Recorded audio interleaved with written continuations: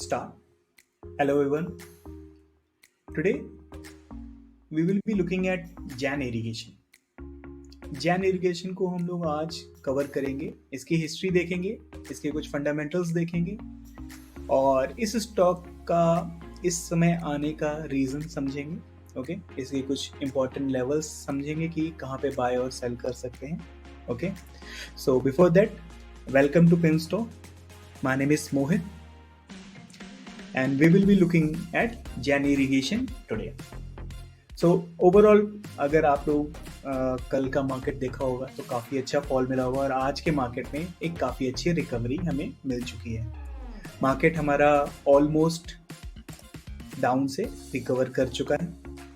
Previous जो fall आया था डेली का उसके 50% ऑलमोस्ट टच किया है, बट अभी उसने जो क्रॉस ओवर का लेवल है उसको क्रॉस नहीं किया. ठीक है, तो निफ्टी में हम लोग बाद में देखेंगे. इसके ऊपर अगर आप लोग चाहते तो हमारा सेशन ज्वाइन कर सकते हैं जो प्राइम क्लाइंट्स के लिए होता है हमारे.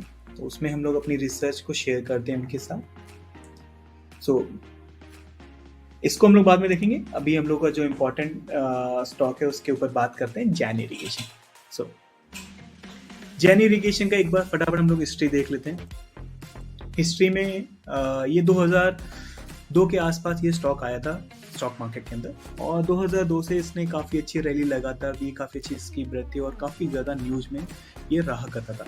उस समय हम लोग कॉलेज में हुआ करते थे और इसके बारे में काफ़ी ज़्यादा सुना करते थे. Okay, so Jain irrigation goes to the height of 153. Okay, ये 153 तक गया था 2008 में. ओके, जब बहुत बड़ा फॉल आया मार्केट में तो उसके साथ भी ये गिरा. एक साल तक ये गिरता रहा. देन उसके बाद जैसे ही चीज़ें क्लियर आउट हो गई, देन ये अगेन वापस इसने काफ़ी अच्छा हाई मारा और इसने एक टॉप मारा 264 का, समवेयर अराउंड दैट. ओके, तो ये वो लेवल इसने टच किया. उसके बाद 2010 के बाद ये जो गिरना स्टार्ट हुआ, आज तक वो रिकवर नहीं हो पाया. 264 का लेवल था, टच किया bottom in the year of first 2013 में. 3 साल गिरा. ठीक है, लगातार. उसके बाद थोड़ी रिकवरी है, देन फिर फॉल आया, देन थोड़ा सा रिकवरी आया. लगा कि ये ऊपर इस बार चला जाएगा बिकॉज काफ़ी अच्छा बूस्ट था इसके अंदर, क्रॉसओवर्स अच्छे थे एंड टेक्निकली बहुत प्यारा था. बट अल्टीमेटली हुआ क्या,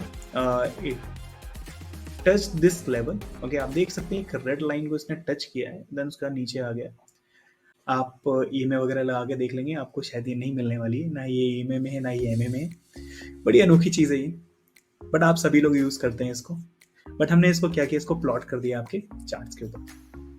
so it gives a great result. Okay, चलिए इसके बारे में बाद में बात करेंगे. इंपॉर्टेंट जो है वो हमें ये समझना है कि जैन इरिगेशन में हुआ क्या है. उसके बाद फॉल आया 2018 के बाद लगातार 2020 तक. जिस समय कोरोना आया था ये ऑलरेडी जमीन पे लेटा हुआ था. ओके, ये स्टॉक चल रहा था 2-3 रुपए का. अब 2-3 रुपए का स्टॉक जब ये शुरू हुआ था तब ये स्टार्टिंग के कुछ महीनों में था. उसके बाद इस स्टॉक ने जो स्टार्ट किया है अपसाइड मूव, धीमे धीमे धीमे धीमे धीमे क्वार्टरली हर बार ये अप मूव ही देता रहा. अच्छी क्लोजिंग्स थी लगातार और ये स्टॉक ने अपना हाई जस्ट अभी लास्ट क्वार्टर में ही मारा है जो था 74 रुपीज़ के अराउंड था. ओके, इसने फाइनली टच कर लिया है अपनी बुक वैल्यू को. Yes, it's the book value. ये ऑलमोस्ट अपनी बुक वैल्यू को इसने टच किया. उसके बाद थोड़ा सा डाउन. क्या है बुक वैल्यू? अगर आप लोग फाइनेंशियली स्टडी कर चुके हैं और आप फाइनेंस के बैकग्राउंड से हैं तो आई थिंक आपको चीज़ समझ. अगर आप लोग फाइनेंस बैकग्राउंड से नहीं हैं तो मैं आपको बुक वैल्यू ऐसे समझा दूं कि इस कंपनी के पर शेयर की जो कीमत है क्या होनी चाहिए उसे बुक वैल्यू बोलते हैं. ठीक है, किताबों में और उसके फाइनेंशियल्स के हिसाब से इसका प्रॉफिट वगैरह एसेट सब कुछ निकलने का एक जो बुक वैल्यू होनी चाहिए स्टॉक की पर इक्विटी की, वो क्या होनी चाहिए, वो हम लोग फाइनेंशियल और स्टेटमेंट्स में दिखती है. वो है इसकी बुक वैल्यू और ये है इसकी मार्केट वैल्यू. जो हमारे जैसे ट्रेडर्स और इन्वेस्टर्स इसकी वैल्यू सजेस्ट करते हैं या फिर मार्केट में ट्रेडिंग के बाद जो निकल के आती है उसे मार्केट वैल्यू बोलते हैं. तो करंटली ये ट्रेड कर रहा है 60.60 पे. ठीक है, ये हिस्ट्री आपने देख ली, मूवमेंट देख ली आपने, किस तरीके से इसने मूव किया था. आई होप आपको ये समझ में आ गया ये स्टॉक अभी तक कैसे चला है. अब बात करते हैं इसके फाइनेंशियल्स के ऊपर। फाइनेंशियल्स देखते हैं। अब अगर आप ध्यान से देखें तो इस स्टॉक ने एक स्प्लिट किया था। ये अभी तक कब तक इसने डिविडेंड दिया है? डिविडेंड इसने 2013 तक दिया है। इसने बहुत कोशिश किया कि इसको डिविडेंड देके किसी तरीके से लोगों को अपने साथ जोड़ा रखा जाए। एक 2012 तक इसने दिया है, वो आखिरी डिविडेंड था। उसके बाद अभी तक हमको कोई डिविडेंड नहीं दिखा है। ओके, स्प्लिट हुआ था ये स्टॉक, ओके, 5/1 का इन 2010 में। उसके बाद डाउनफॉल आया। इसका मतलब ये 400 के ऊपर चल रहा होगा, 500 400 500 के ऊपर चला होगा। 5:1 का आया तो अच्छा खासा डाउनफॉल आया फिर उसके बाद। सो इम्पॉर्टेंट अब क्या आता है कि ये स्टॉक जाएगा लगातार 2020 से ये एक स्टेबल अर्निंग्स दे रहा है। कोई खास इसमें एक्सप्लोसिवनेस नहीं दिख रही है। ठीक है, आप देखोगे अर्निंग्स नॉर्मल है। लोगों के ध्यान से हट चुका है ये स्टॉक। ठीक है, अब ये हमारे ध्यान में क्यों आया है, उसका सबसे बड़ा इंपॉर्टेंट रीजन है इलेक्शन। ओके, इलेक्शन का टाइम है। हमेशा जो रूलिंग गवर्नमेंट होती है वो हमेशा फोकस करती है रूरल एरियाज पे, उनको प्रमोट करने के लिए, उनसे रिलेटेड बिजनेसेस को, उनको ज़्यादा से ज़्यादा उनके पास एक मनी प्रोवाइड कराने की कोशिश, जिससे कि उनके पास जो कंजम्पशन की है नीड है वो उसको बढ़ा सकें। ओके, सो अल्टीमेटली वो नीड कहाँ पे आती है? अगर उनकी कोई भी अर्निंग्स बढ़ेंगी तो अल्टीमेटली वो इरिगेशंस में ही जाएंगी, बिकॉज उनका वो मेन बिजनेस है। या फिर आजकल अगर कोई नए बिजनेसेस खड़े हो गए हैं तो वो भी एग्रीकल्चर को काफ़ी ज़्यादा प्रमोट कर रहे हैं। आपने अगर जानते तो ऑर्गेनिक फूड्स की बहुत अच्छी खासा बिजनेस है और उसके रेट्स भी काफ़ी हाई है। तो ये बिजनेस एग्रीकल्चर में हेल्प करती है। ओके, इसके प्रोडक्ट्स दो तीन नाम है, जैसे हाईटेक एग्री इनपुट प्रोडक्ट्स। आप नीचे देख लेते हैं क्या किस फील्ड में ये है। इसके प्रोडक्ट हैं hi-tech agri input product, plastic products में काम करती है, एग्रो प्रोसेसिंग में काम करती है, और इसके छोटे मोटे कुछ अदर बिजनेस। मेनली इनके 3 बिजनेस है, agro processing, plastics and hi-tech agri input products. तो आज का जो लेटेस्ट टेक्नोलॉजीज चल रही हैं, ड्रिप इरिगेशन या फिर वर्टिकल फार्मिंग वगैरह, तो इसमें काफ़ी अच्छा इसका रोल है। अब इसके बारे में ज़रा पता करते हैं, ये स्टॉक का पी वगैरह क्या है और किस लेवल पे ये चल रहा है। ओनरशिप की बात करते हैं, ये स्टॉक 54% पब्लिकली होल्ड है। ओके, फ्री फ्लोटेड स्टॉक्स है, मतलब इस कंपनी के 54% जो स्टॉक्स हैं मार्केट में अवेलेबल हैं, जो कि होल्ड किए जा रहे हैं बहुत बड़े प्लेयर्स से। ओके, इसका मैं अभी आपको इसके जस्ट फौरन बाद आपको इसका एक दिखाऊंगा शेयर होल्डिंग पैटर्न, इसको कौन कौन होल्ड कर रहा है। Then moving on to the valuation. Valuation में अगर आप बात करें कि पी, तो भी इसका कुछ खास इन्होंने आई थिंक निकाला ही नहीं होगा, तो पीएस की बात कर लेते हैं। पीएस भी शो कर देता है कि पर सेल्स के हिसाब से इसकी वैल्यूएशन हम लोगों राइट नाउ क्या मिल रही है। जो इसकी सेल्स हो रही है ना, उसके मुकाबले हमको ये 0.78x पे मिल रहा है। ओके, मतलब अगर सेल्स 1 रुपए की हो रही है तो ये आज हमको 70 पैसे 80 पैसे के आसपास मिल रहा है। ओके, कहने का मतलब है आज अभी भी हमारे पास 20 पैसे का डिफरेंस है। ओके, ये तो वैल्यूएशन की बात होगी कि पर सेल्स के हिसाब से ये इसी कीमत डाउन साइड में है, ये अच्छी वैल्यू पे है। Moving on, growth and profitability. Growth and profitability थोड़ा सा डाउन आया है लगातार नए बिजनेस और अलग बिजनेस ऐड होने से, तो इसमें थोड़ा डाउनफॉल तो आया हुआ है। बट हम देखेंगे कि 2021 का 2022 में थोड़ा मूव आया है और उसके बाद 2023 में काफ़ी अच्छी इन्होंने अर्निंग की है। ओके, अच्छी तो नहीं बोलूँगा, बट क्या है कि उसमें वैल्यूएशंस दिख रही हैं, अपॉर्चुनिटी है, तो उसको ज़रूरी है कि टैप करना। टाइमली टैप करेंगे तभी तो, ग्रैब करेंगे तभी आपको बेनिफिट होगा, अदरवाइज तो ऑप्शन तो बहुत सारे हैं। Now moving on the depth level, तो डेप्थ इनका देखिए धीमे धीमे कम हुआ है।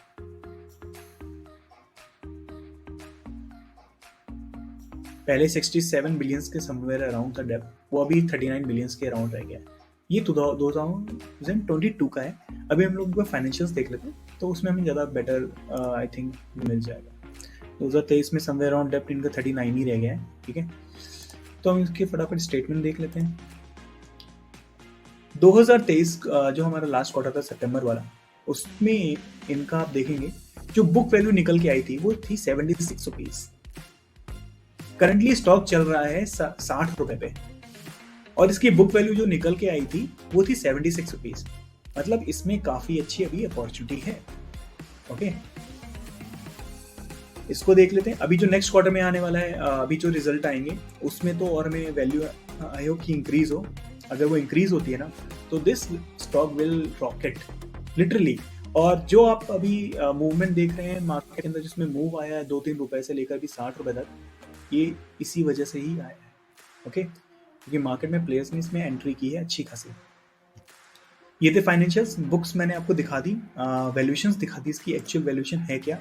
मैं अगर 2023 मार्च की बात करूं, इसकी वैल्यूएशन 83 रुपीज पे थी। ओके, मार्च 2023 की बात कर रहा हूं मैं।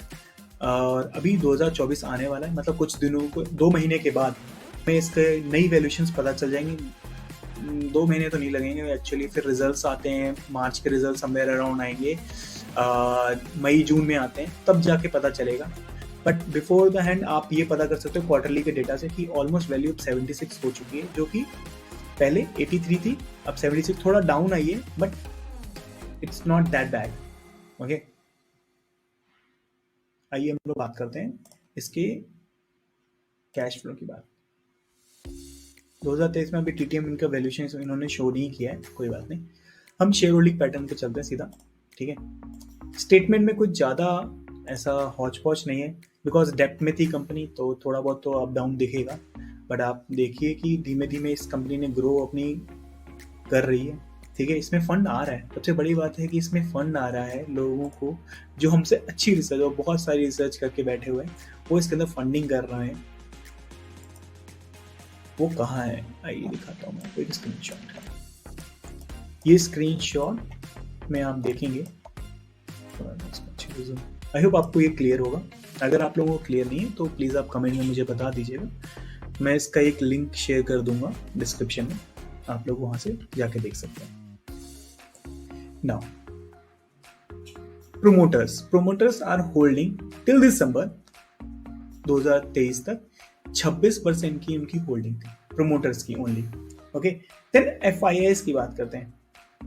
इस स्टॉक में मार्च 2023 में 3.76% की होल्डिंग रख रहे थे FIIs. Right now they are holding 5.32%। एक अच्छा खासा इंक्रीज आया हुआ है जैन इरिगेशन के अंदर। तो इसका मतलब है ये जो रैली अभी लेटेस्ट में हम लोग देख रहे हैं from April 2023 where it is, यहां से अप्रैल 2023 से लेकर अभी तक जो ये रैली आई है, ये इसी का काम है। इस रैली में सिर्फ एफआईआईस ने भरा है पैसा। ठीक है, थोड़ा बहुत पैसा आई थिंक डीआईआईएस ने भी डाला है, ज़्यादा नहीं है। 9.33 था सितंबर में, एक्चुअली उनका बहुत ज़्यादा था, मार्च के अराउंड 10% के था, तो उन्होंने थोड़ा बहुत स्क्वायर ऑफ किया है। ओके, थोड़ा ऊपर आया होगा तो उन्होंने कवर किया होगा डेफिनेटली, बिकॉज अगर मार्केट में उनका इतना ज़्यादा फॉल आया देखा होगा उन्होंने 2020 का, 2018 से 20 तक का, तो वो कुछ ना कुछ तो बुक करना चाहेंगे। 2-3 साल 5 साल का डिफरेंस हो चुका और कोई अच्छा रिटर्न आया नहीं है, तो जैसे उनको थोड़ा कवर हो रहा होगा वो निकल गए। ऐसा नहीं कि उन्होंने पूरा खाली कर दिया, उनके पास अभी भी होल्ड हो रहा है। गवर्नमेंट के किसी इंस्टीट्यूट ने इसको ओन किया है 0.07%। ओके, ये फर्स्ट ओन किया था इन लोगों ने सितंबर में इन्होंने एक पोजीशन क्रिएट की है। हो सकता है कोई गवर्नमेंट बॉडी हो, कोई पब्लिक बॉडी हो, उन्होंने इसको एंट्री किया। पब्लिक के पास 58% है, ठीक है, और बाकी अदर्स के पास।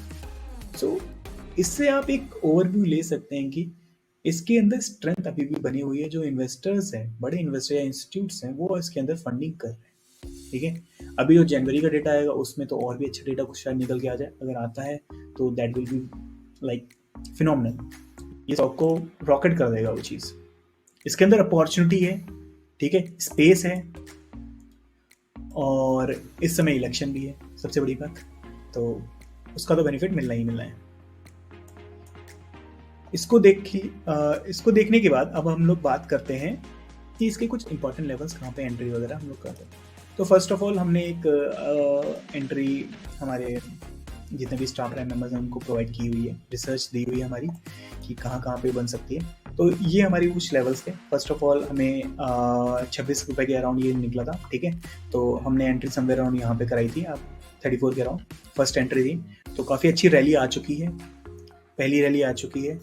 बट मैं अभी बोलूँ कि अगर इसमें रैली कितनी बाकी है तो आप यहाँ से देखिए, बड़ा व्यू लीजिए, 5 ईयर्स का अगर टाइम फ्रेम है तो ऑलमोस्ट ये पैसे डबल कर सकता है, ठीक है। 26 रुपये या 25 रुपये का आप स्टॉप लॉस के अराउंड हम लोग प्लान कर सकते हैं, ठीक है। ऊपर की साइड कोई स्टॉपेज नहीं है, ठीक है। ये रेड लाइन है जिसने पिछली बार स्टॉप किया था, तो फर्स्ट टारगेट हम लोग को 87 के अराउंड हम लोग बड़े आराम से रख सकते हैं, ठीक है। तो 87 आप ध्यान देंगे तो बुक वैल्यू थी 2023 में इस कंपनी की, मतलब एक्चुअल किताबों में जो इसकी वैल्यू है ना, अगर इसे बेचने जाएंगे ना, उससे नीचे नहीं मिल सकता। ये स्टॉक मार्केट में सस्ते में मिल रहा है, ठीक है। जो एक्चुअल बुक्स में उसकी कीमत ज़्यादा है, तो ऑब्वियसली जब मार्केट में प्लेयर्स को पता चलेगा तो धीमे धीमे इसके अंदर वैल्यूएशन आएगी। जब ये इसके बुक वैल्यू के ऊपर चला जाएगा, 2x 3x हो जाएगा, तब लोगों को याद आएगा अरे यार इसको ले लिया होता कुछ। ओके, अभी टाइम है, अभी आप लोग इसमें इन्वेस्टिंग कर सकते हैं। छोटा अमाउंट डाल दीजिए 5 ईयर्स के लिए, तो ऑलमोस्ट डबल तो आपको इजीली मिल जाना है। नाउ मूविंग ऑन, ये लेवल आपको फर्स्ट ऑफ ऑल 5 ईयर्स के अराउंड अगर पर्सपेक्टिव है, आप इसके साथ चल सकते हो। नेक्स्ट मूविंग ऑन, अगर आपका शॉर्ट टर्म व्यू है for shorter period of time, then आप इस को ट्रेड सेटअप को एंट्री को ले सकते हो, ठीक है। एसएल रख लीजिए आप लोग 54 के नीचे, ठीक है, और आप यहीं पे एंट्री कर सकते हैं 60 रुपीज़ के आसपास, ठीक है। 54 का एसएल रख लीजिए, 53 का मैं बेटर, ओके हाँ ठीक है, आप बेटर रहेगा 53 का एसएल रख लीजिए, ठीक है। ऑलमोस्ट 7 रुपये का स्टॉप लॉस, और ऊपर की साइड में पहला टारगेट आप लोग 63 का रहेगा आप लोगों का। Then moving on to the 67, then moving on to the 70 rupees. और अगर मैं बोलूँ एक फॉर एग्जांपल 6 महीने या 2-3 महीने की अगर बात करते हैं, तो हम लोग इजीली दोबारा ये लेवल 73-74 का देख सकते हैं, ओके। हमको ये क्रॉस होता हुआ भी लेवल मिल जाएगा इजीली। जैसे मैंने आपको बताया, बुक वैल्यू इसकी ऑलरेडी 76 दिखा रहा है सितंबर वाले में, और अगर अभी वाले में जो दिसंबर वाला का मंथ था उसमें अगर इसकी बुक वैल्यू नहीं निकल के आती है इससे बेटर, तो ईजिली ये ऊपर की तरफ जाएगा, okay. This is all on Jain irrigation. I hope आपको ये अच्छा लगा हो। एक्चुअली टाइम काफ़ी ज़्यादा हो गया है, बड़ी वीडियो हो गई है, तो हम लोग इसको यहीं पे क्लोज करते हैं, ओके। फटाफट एक बार हम लोग देख लेते हैं इंडसइंड बैंक को, एक दे देता हूँ मैं आपको ओवरव्यू।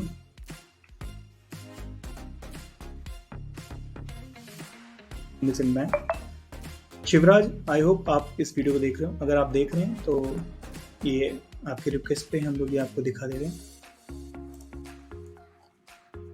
इंडसइंड बैंक ओवरऑल काफ़ी अच्छा मूव आया था, 2018 तक एक फॉल आया 2020 के अराउंड, ठीक है।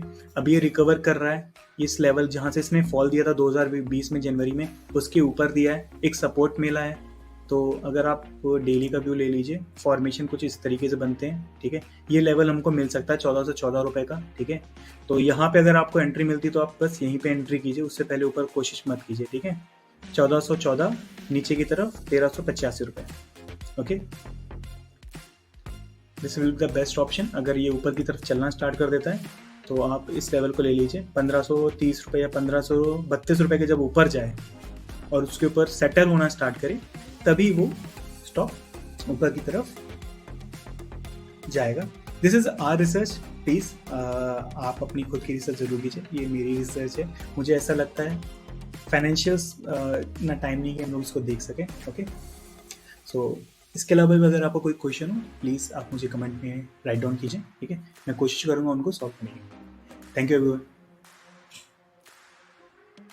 This video is intended solely for educational purposes, and we do not offer trading tips or advisories. The content presented reflects our best knowledge, and we have no intention of causing harm to anyone's reputation or opposing any specific views. We welcome suggestions and emphasize that the video represents our perspectives on the discussed topic. We have been a NISMVA certified mutual fund distributor for the past 7 years.